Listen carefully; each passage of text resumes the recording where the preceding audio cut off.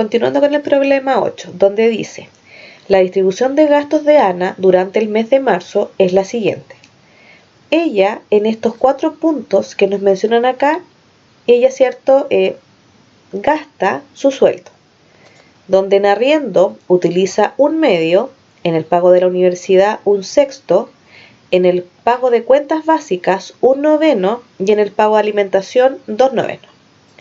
Luego nos dice, el detalle de las cuentas básicas es el siguiente, o sea, solamente vamos a hablar de este 1/9.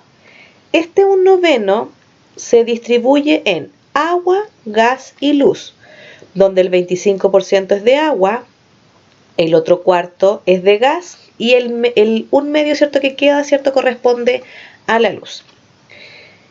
Con esta información, entonces podemos recién responder las siguientes preguntas. A. ¿Ana tendrá capacidad de ahorro?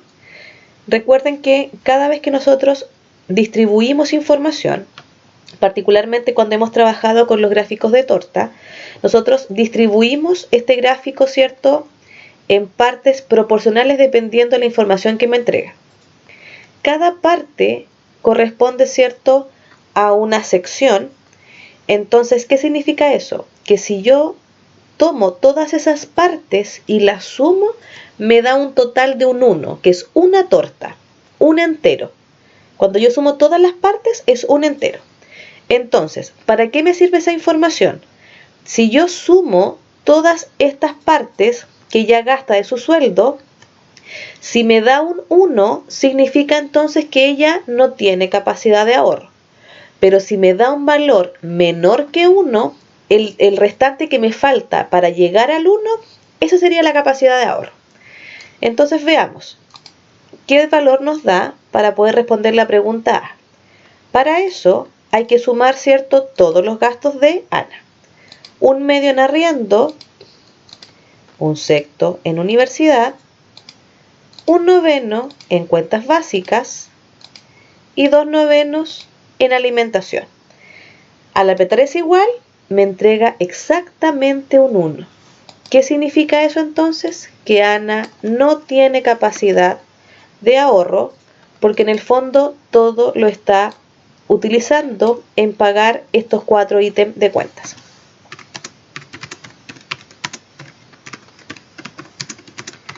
Entonces ahí dejamos, ¿cierto?, que Ana no tiene capacidad de ahorro.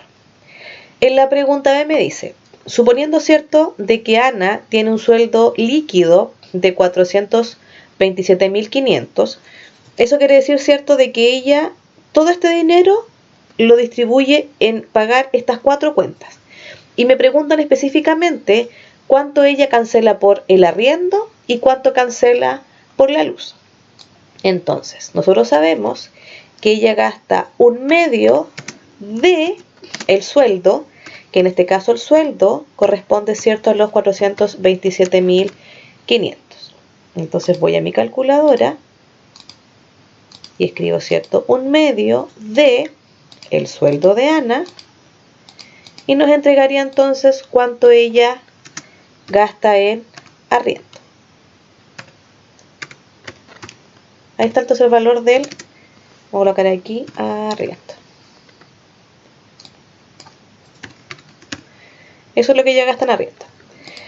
Pero cuando me hablan de la luz, yo no puedo calcular la luz directamente del sueldo de Ana, porque lo que yo sé es que ella gasta 1/2, pero del 1/9 del sueldo mensual.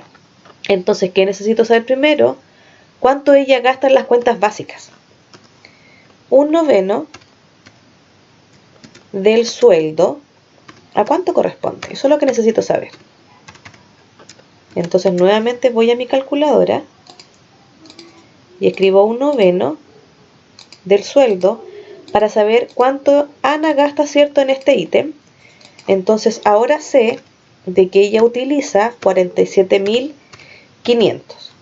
Y según esta información me dice que de lo que ella gasta en cuentas básicas, voy a colocar aquí, cuentas básicas, de ese total, la mitad ella tiene que gastarla en luz. Por lo tanto escribo, ¿cierto?, la mitad. O sea, la mitad, ¿cierto?, es un medio. ¿Un medio de qué? De lo que ella gasta en las cuentas básicas.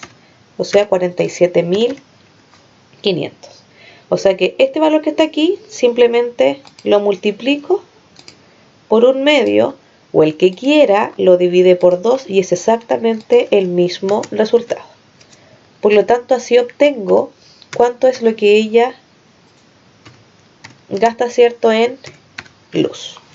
Entonces ahí tendría la respuesta de lo que ella invierte en arriendo, que correspondería, ¿cierto?, a ese valor, y además, ¿cierto?, lo que Ana gasta en luz, lo que paga, ¿cierto?, en ambas cuentas. Luego vendría la pregunta C, pero al digitalizarlo se equivocaron y automáticamente, ¿cierto?, escribieron D.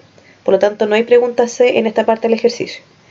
Y nos entrega como información, dice: en el mes de mayo recibe un bono de gratificación, lo que implica que su sueldo líquido aumenta en un cuarto con respecto al de marzo. Entonces, primero, antes de responder o de leer el resto de la pregunta, en el fondo es ¿cuánto asciende su sueldo entonces en mayo? Calculemos acá.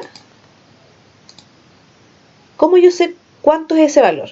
Si me dice que aumenta, la pregunta es ¿en cuánto aumenta? Y aumenta un cuarto del sueldo de marzo. Y aquí está el sueldo de marzo. Entonces aumenta un cuarto, y aquí transcribo el sueldo. Entonces eso es lo que yo acá calculo.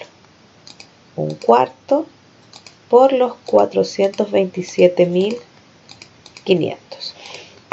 Y me dice entonces que el bono que tuvo, ¿cierto?, el mes de mayo corresponde a 106.875 pesos. Ese fue el aumento que tiene, ¿cierto?, Ana en su sueldo. Por lo tanto, si yo sumo ambos valores, podríamos decir de que en mayo ella tuvo un sueldo de estos 106.875 más lo que ella recibió en marzo,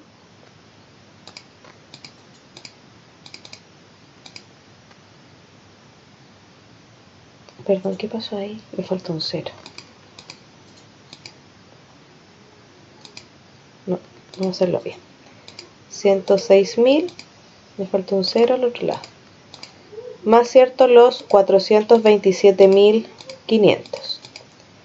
Y me entrega un valor final, ¿cierto?, de 534.375.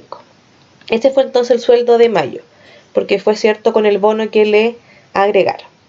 Luego dice, además del arriendo, la universidad, la alimentación y las cuentas básicas, que no varían, o sea que son las mismas que están acá, en la misma proporción, perdón, el mismo valor, no proporción, el mismo valor. ¿Qué significa eso? Que sigue pagando esto de arriendo, sigue pagando, ¿cierto?, este valor de las cuentas básicas, sigue pagando este monto en luz.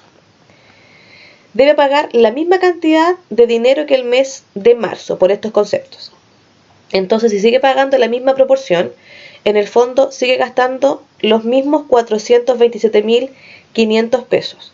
¿Qué significa entonces? Que en este caso, como el sueldo aumentó, si yo sumo cada una de las partes, no me da un 1 como aparecía, ¿cierto?, en la pregunta A, sino que ahora me queda una diferencia. Y ese valor, que sería en este caso, le podríamos escribir entonces que corresponde a un ahorro. O sea, hoy día, en este mes, Ana tendría la capacidad de ahorro, que sería, ¿cierto?, esta gratificación que le diera. Pero la pregunta se basa en escribir nuevamente los sueldos, perdón, la fracción del sueldo de mayo, porque si antes era la mitad del sueldo, ahora que mi sueldo es más grande, ya no va a pagar la mitad del sueldo en arriendo, sino que el porcentaje va a ser más pequeño. Entonces la pregunta es, ¿cuál es ese porcentaje? ¿Por qué no se queda ahí? Ahí sí, lo había fijado. Entonces, vamos a dejar esto más a la esquinita para tener más espacio y poder responder lo que viene ahora. Ya sabemos, ¿cierto?, cuál es el valor del arriendo, sabemos cuál es el valor de las cuentas básicas. pero no sabemos el valor, ¿cierto?, de lo que ella paga en la universidad, ni tampoco sabemos lo que ella paga en alimentación. Entonces calculemos primero eso. Entonces, ¿cuánto será un sexto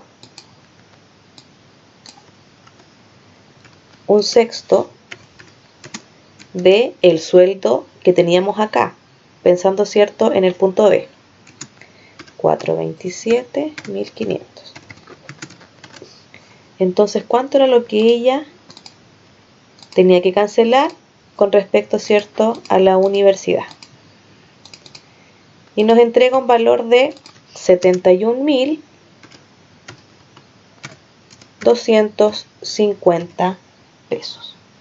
Eso es lo que ella cancelaba por pago de universidad. Y ahora, ¿cierto?, nos correspondería calcular la alimentación, que sería 2/9 de el sueldo, ¿cierto?, que tenía ya anteriormente. Entonces calculamos.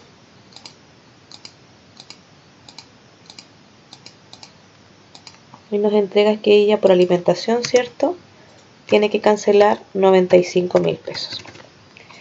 Entonces ahora ya sabemos que entre el arriendo, que los vamos a tratar de dejar todos juntos, el arriendo,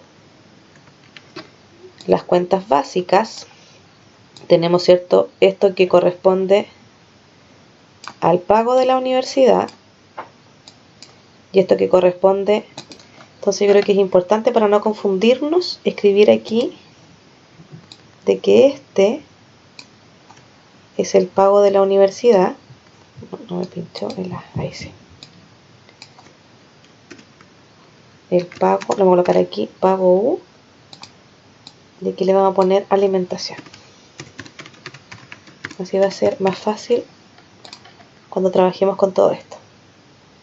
Ya ahí queda más ordenado, entonces esto lo voy a cortar y lo vamos a pegar acá, porque acá lo necesitamos. Entonces, ya sabemos qué se cancela o qué se paga, ¿cierto?, por cada ítem, porque acá nos decía de que independiente de que fuera otro mes y que recibiera más sueldo, ella sigue pagando el mismo valor en las cuentas anteriores.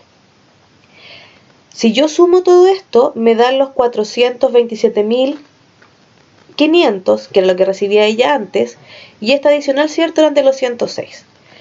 Es importante lo que yo les destaco acá, porque para hacer el cálculo de las fracciones es importante tener este valor total.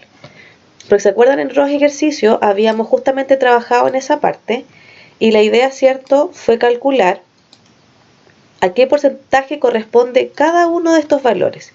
Y para hacer ese cálculo era importante saber el total para poder calcular a cuánto corresponde cada uno. Entonces vamos a escribir acá. ¿A cuánto corresponde esta fracción? En el fondo eso es lo que queremos saber. ¿Cómo yo calculo eso? Tomo el valor que yo estoy utilizando con respecto al total, y cuando yo distribuyo, recuerden de que siempre trabajo con división. Por lo tanto, aquí va a ser con respecto al total. Entonces, ese valor